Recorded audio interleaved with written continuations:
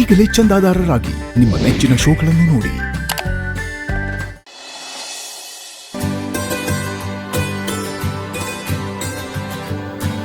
ಏಯ್ ಡಾರ್ಲಿಂಗ್, ನೀನು? ಏಯ್ ಅಪರ್ಣನು ಬರ್ತಾ ಇದ್ದಾಳ? ಹೇಳೇ ಇಲ್ವಲ್ಲ? ಹೆಂಗೂ ಗೊತ್ತಾಗುತ್ತಲ್ಲ ಗೆಳೆಯ. ಫ್ಯಾಕ್ಟ್ ಏನ್ ಗೊತ್ತಾ, ನಮಗ್ ಬೇಕೋ ಬೇಡವೋ ಮದುವೆ ಆಗ್ಬಿಟ್ಟಿರ್ತೀವಲ್ಲಪ್ಪ, ಎಲ್ಲಿಗೆ ಹೋದ್ರು ಬೆನ್ನಿಗತ್ತಿದ್ ಬೇತಾಳ ತರ ಜೊತೆ ಕಟ್ಕೊಂಡು ಹೋಗ್ಲೇಬೇಕು. ಅದಕ್ಕೆ ಸಾರಿ, ಅದು ಪ್ರೀತಿಯಿಂದ ಉಪಯೋಗಿಸಿರೋ ಪದ. ಬೇಜಾರು ನೋಡ, ನಾವೇನೇ ಪ್ಲಾನ್ ಮಾಡಿದ್ರು ಅದು ಆ ಥರ ಆಗಲ್ಲ, ಬೇರೆ ಥರನೇ ಆಗೋದು. ಅದೇನೋ ಅಂತಾರಲ್ಲಪ್ಪ, ಹಸ್ಬೆಂಡ್ ಪ್ರಪೋಸಸ್ ವೈಫ್ ಡಿಸ್ಪೋಸಸ್ ಅಂತ. ಆ ಥರ ಯಾರಿಗೆ ಹೇಳೋಣ ನಮ್ಮ ಪ್ರಾಬ್ಲಮ್. ನೋಡು, ಸುಮ್ನೆ ಹೇಳ್ಬೇಕು ಅಂತ ಏನೇನೋ ಹೇಳಕ್ ಬರ್ಬೇಡ. ನಾನ್ ಬಂದಿರೋದಕ್ಕೆ ಒಂದ್ ರೀಸನ್ ಇದೆ. ಓಹ್, ಏನಮ್ಮ ಅಂತ ರೀಸನ್? ನೀವ್ ಬರೀ ಗಂಡಸ್ರೇ ಆದ್ರೆ ಭೂಮಿಕಂಗ್ ನೋಡ್ಕೊಳ್ಳೋರು ಯಾರು? ಅವಳು ಕಂಪ್ನಿ ಕೊಡೋರು ಯಾರು? ಅವಳನ್ನ ಕೇರ್ ಮಾಡೋರು ಯಾರು? ಯಾರಾದ್ರೂ ಹೆಂಗಸ್ರಿದ್ರೆ ಅವಳಿಗೂ ಹೆಲ್ಪ್ ಆಗುತ್ತಲ್ವಾ? ಅದಕ್ಕೆ ನಾನು ಬಂದಿದ್ದು. So sweet, thank you so much. ಈ ಬೇತಾಳ ಗೀತಾಳ ಎಲ್ಲ ಅನ್ನಕ್ ಬರ್ಬೇಡ. ಈ ಬೇತಾಳ ಇರೋದಕ್ಕೇನೆ ನೀವ್ ಗಂಡ್ಮಕ್ಳು ಲೈಫಲ್ಲಿ ಅಷ್ಟೋ ಇಷ್ಟೋ ಉದ್ಧಾರ ಆಗ್ತಿರೋದು. ಇಲ್ಲ ಅಂದಿದ್ರೆ ಹೇಳೋರು ಕೇಳೋರು ಇಲ್ದೆ ಹಾಳಾಗೋಗ್ಬಿಡ್ತಿದ್ರಿ. ಏಯ್ ಬಿಡ್ತು, ಏನ್ ಹಾಳಾಗೋಗೋದು? ಇನ್ನು ಹೋಗೋ ಟೈಮಿಗೆ ಬಿಡ್ತು, ನಂಗೆಲ್ಲ ಮಾತಾಡ್ಬೇಡ ನೀನು. ಓ, ಹೋಗ್ತಾರವಾಗ್ಲೇ ಕಿರಿಕ್ ಶುರು ಮಾಡ್ಕೊಳ್ಳಿ ಅವಳಿಲ್ಲಿ. ಶುರು ಮಾಡಿದ್ ನೀನ್ ತಾನೇ? ಸುಮ್ನೆ ಇದ್ರೆ ಸರಿ. ಈಗ ಹೇಳ ಡಾರ್ಲಿಂಗ್, ನೀನ್ ಹೇಳ್ತಾರ ಸರಿಯಾಗಿದೆ. ನಿನಗೆ ನನ್ ಸಪೋರ್ಟ್ ಇದೆ. ನೀ ನನ್ ಜೊತೆ ಬರ್ತಾ ಇರೋದಕ್ಕೆ ನಂಗೆ ಬಹಳ ಖುಷಿ ಇದೆ ಡಾರ್ಲಿಂಗ್. Thank you. ನಮ್ಮ ಬಗ್ಗೆ ಎಷ್ಟೊಂದು ಕನ್ಸ ತೋರಿಸ್ತಾ ಇರೋದಕ್ಕೆ. ಫ್ರೆಂಡ್ಶಿಪ್ ನ ಬರ್ತು ದೇಶ ಬಿಟ್ಟು ಹೋಗೋ ಯೋಚನೆ ಮಾಡೋರ್ ಮಧ್ಯೆ ನಿನ್ನಂತ ಸಿಗೋದು ಬಹಳ ಕಷ್ಟ. ಅದನ್ನ ಮನ್ಸಲ್ಲಿ ಇಟ್ಕೊಂಡು ಟಾಂಟ್ ಕೊಡ್ತಾ ಇದ್ಯಾ? ಹೌದು, ನೀನ್ ಕಡಿಮೆನಾ? ಏನೋ ಮಾಡಿದೀನಿ ನಾನು? ಏಯ್ ಸಾಕು, ನೀವು ಮತ್ತೆ ಜಗಳ ಶುರು ಮಾಡ್ಬೇಡಿ, ಬನ್ನಿ ಹೋಗೋಣ. ಅಲ್ಲ, ನಾನೇನ್ ಮಾಡ್ತಾ ಇಲ್ಲ, ಅದಕ್ಕೆ ನೀವೇ ನೋಡ್ತಾ ಇದ್ರಲ್ಲ. ಇವಳು ಆದ್ಮೇಲೆ ಇವನು ಫೈರ್ ಹೆಂಗ್ ಮಾಡ್ತಾ? ಆಯ್ತು ನಡಿ, ಕಾರ್ ಡ್ರೈವ್ ಮಾಡು. ನಾನ್ ಯಾಕೆ ಡ್ರೈವ್ ಮಾಡ್ಲಿ? ನೀನ್ ಡ್ರೈವ್ ಮಾಡು. ಏಯ್, ಒಂದಷ್ಟು ದೂರ ಡ್ರೈವ್ ಮಾಡು, ಆಮೇಲೆ ನಾನು ಮಾಡ್ತೀನಿ. ಸರಿ, ಅದೇನು ಆರ್ಡರ್ ಮಾಡೋ ಥರ ಹೇಳ್ತಾ ಇದ್ಯಾ? ನೀನ್ ಆಫೀಸಲ್ಲಿ ಅಷ್ಟೇ ಬಾಸಮ್ಮ, ಇಲ್ಲಿ ಬರೀ ಫ್ರೆಂಡ್ಸ್ ಅಷ್ಟೇ. ರಿಕ್ವೆಸ್ಟ್ ಮಾಡ್ಕೊಂಡ್ರೆ ಮಾಡೋದು ಅಲ್ಲನೇ? ನೋಡ್ರಿ ಎಷ್ಟು ಸಾಧಿಸ್ತಾನೆ. ಆಯ್ತು, ಫ್ರೆಂಡ್ ಆಗಿ ಫ್ರೆಂಡ್ಶಿಪ್ ಅಲ್ಲಿ ಕೇಳ್ತಾ ಇದೀನಿ, ಡ್ರೈವ್ ಮಾಡು ಅಂತ. ಫ್ರೆಂಡ್ಸ್ಗೋಸ್ಕರ ಇಷ್ಟು ಮಾಡಕ್ಕಾಗಲ್ವೇನಾ? ನೋಡ್ದಾ, ಟಾಂಟ್ ಕೊಟ್ಬಿಡೋದು, ಆಮೇಲೆ ಸೆಂಟಿಮೆಂಟಲ್ ಟಚ್ ಮಾಡ್ಬಿಡೋದು. ಆಯ್ತು, ಫ್ರೆಂಡ್ ಆಗಿರೋ ತಪ್ಪಾಗಿ ಮಾಡ್ತೀನಪ್ಪ. ಆಯ್ತು. ಬರೀ ಹೋಗೋದಷ್ಟೇ ಅಲ್ಲ, ವಾಪಸ್ ಬರೋವಾಗ್ಲೂ ನಾನೇ ಡ್ರೈವ್ ಮಾಡ್ಕೊಂಡ್ ಬರ್ತೀನಿ. Thank you. ಅದು ಒಂದು ಕಂಡೀಷನ್. ಏನೋ? ನೀನ್ ನನ್ನ ಜೊತೆ ಫ್ರಂಟ್ ಅಲ್ಲಿ ಕೂತ್ಕೋಬೇಕು. ಮತ್ತೆ ಅವಳು ಕೂತ ತಕ್ಷಣ ನಿದ್ದೆ ಹೊಡೆದು ಬಿಡ್ತಾರ ಕಣ. ಇವಳು ನಿದ್ದೆ ಮಾಡಿದ್ರೆ ನನಗೂ ತುಕಡಿಕೆ ಬಂದ್ಬಿಡುತ್ತೆ.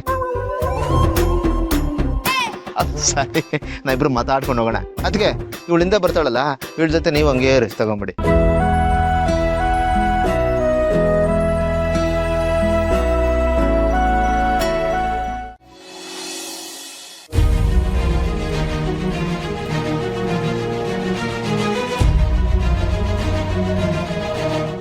ಏನಾಯ್ತಣ್ಣ?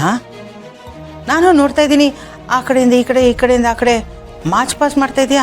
ಯೋಚನೆಯಲ್ಲಿ ಇದೀನಿ ಸಿಸ್ಟರ್, ಡೀಪಾಗಿ ಯೋಚನೆಯಲ್ಲಿ ಮುಳುಗೋಗ್ಬಿಟ್ಟಿದ್ದೀನಿ. ಏನಂತ ಯೋಚನೆ? ಅದೇ ಸಿಸ್ಟರ್, ನನ್ನ ತಲೆಯಲ್ಲಿ ಓಡ್ತಿರೋ ಕೊನೆ ಪ್ರಶ್ನೆ, ಆ ನಂಜಿಗೆ ನಮ್ಮ ನಂಬರ್ ಹೆಂಗ್ ಸಿಕ್ತು? ಕೊನೆಗಳು ಅದನ್ನು ಹೇಳಲೇ ಇಲ್ವಲ್ಲ ಸಿಸ್ಟರ್. ಅದೇ ರಹಸ್ಯವಾಗಿ ಉಳ್ಕೊಂಡ್ಬಿಟ್ಟಿದೆ ನನ್ನ ತಲೆಯಲ್ಲಿ. ಹೇಗೋ ಸಿಕ್ಕಿರತ್ತೆ ಬಿಡೋಣ. ಪ್ರಪಂಚ ಇಷ್ಟೊಂದು ಮುಂದುವರೆದಿದೆ, ಒಂದು ನಂಬರ್ ಸಿಗೋದೇನು ಕಷ್ಟನಾ? ಅಲ್ಲ, ಅದಕ್ಕೆ ಯಾಕೆ ನೀನು ಅಷ್ಟೊಂದು ತಲೆ ಕೆಡಿಸ್ಕೊತಾ ಇದೆಯಾ? ಹೇಗೋ ಸಿಕ್ಕಿರತ್ತೆ, ಅವಳು ಬಾಯಿ ಮುಚ್ಕೊಂಡು ತೆಪ್ಪಿಗಿದ್ದಾಳಲ್ಲ, ಅಷ್ಟೇ ಸಾಕು. ಅದು ಸರಿ ಇದೆ ಅನ್ನು. ಅಲ್ಲ ಸಿಸ್ಟರ್, ಹೋಗಿ ಹೋಗಿ ಆ ಕಿರಾತಕಿಗೆ ನನ್ನ ನಂಬರ್ ಕೊಟ್ಟಿದೆಯಲ್ಲ, ಅವಳು ನನಗೆ ಪದೇ ಪದೇ ಫೋನ್ ಮಾಡಿ ಬ್ಲ್ಯಾಕ್ ಮೇಲ್ ಮಾಡ್ತಾ ದುಡ್ಡಿಗೋಸ್ಕರ ಪೀಡಿಸಿದ್ರೆ ನಾನು ಏನು ಮಾಡಲಿ ಸಿಸ್ಟರ್? ಪರವಾಗಿಲ್ಲ ಅಣ್ಣ, ಅವಳು ಮನೆಗೆ ಫೋನ್ ಮಾಡೋದ್ಕಿಂತ ನಿನಗೆ ಫೋನ್ ಮಾಡೋದು ಬೆಟ್ರ್ ಅಲ್ವಾ? ಏನಿದ್ರು ನಮ್ಮಲ್ಲೇ ಇರತ್ತೆ. ಆ ಕಾರಣಕ್ಕೆ ನಾನು ನಿನ್ನ ನಂಬರ್ ಕೊಟ್ಟಿದ್ದು. ಕರೆಕ್ಟಾಗಿ ಯೋಚನೆ ಮಾಡಿದೆ ಸಿಸ್ಟರ್, ಒಳ್ಳೆ ಯೋಚನೆ ಮಾಡಿದ್ಯಾ.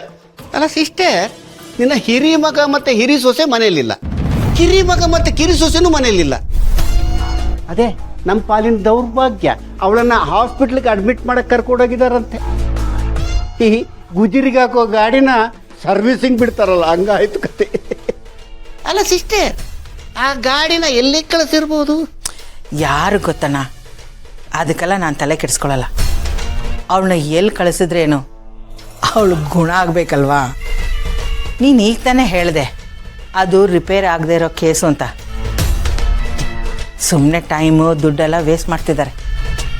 ಅಷ್ಟಕ್ಕೂ ಅವಳು ಎಲ್ಲೇ ಹೋದರೂ ಕೊನೆಗೆ ಬಾಲ್ ಬಂದು ಬೀಳೋದು ನಮ್ಮ ಕೋರ್ಟಿಗೆ.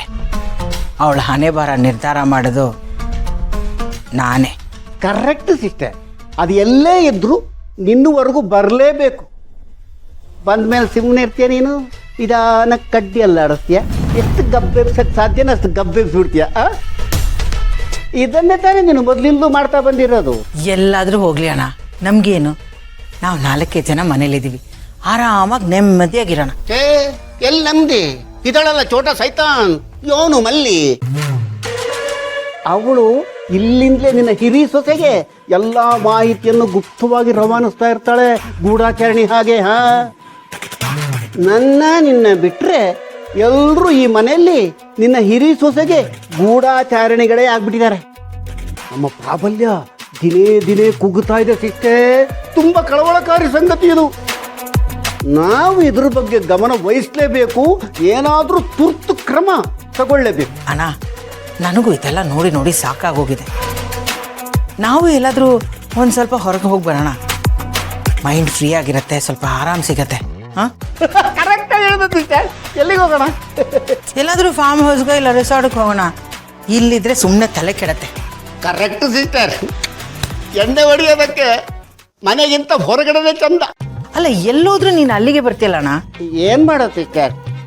ಲಕ್ಷ್ಮೀಕಾಂತ್ ಅಂದ್ರೆ ಎಣ್ಣೆ, ಎಣ್ಣೆ ಅಂದ್ರೆ ಲಕ್ಷ್ಮೀಕಾಂತ. ಆ ಸ್ಥಿತಿಗೆ ಬಂದ್ಬಿಟ್ಟಿದ್ದೀನಿ. ಎಣ್ಣೆಗಿಂತ ಬೇರೆ ದೇವರಿಲ್ಲ, ಎಣ್ಣೆನೆ ಪರಬ್ರಹ್ಮ ಅಂತ ನಂಬ್ಕೊಂಡಿದ್ದೀನಿ ನಾನು. ಹಾಗಾಗಿ ಎಣ್ಣೆಯನ್ನು ಪ್ರತಿದಿನ ಸ್ಮರಿಸಿಕೊಳ್ಳಲೇಬೇಕಲ್ಲ ಸಿಸ್ಟರ್. ಓ, ಏನೋ ಒಂದು ಹೇಳ್ತೀಯ, ನಡಿ ಸಾಕು. ಅಯ್ಯ ಸಿಸ್ಟರ್, ಮುಖ ಕಂಟು ಹಾಕೊಂಡು ಹೋಗ್ತಾ ಇದೆಯಾ? ನಾವು ಹೋಗೋದು ಎಂಜಾಯ್ ಮಾಡಕ್ಕಲ್ವಾ?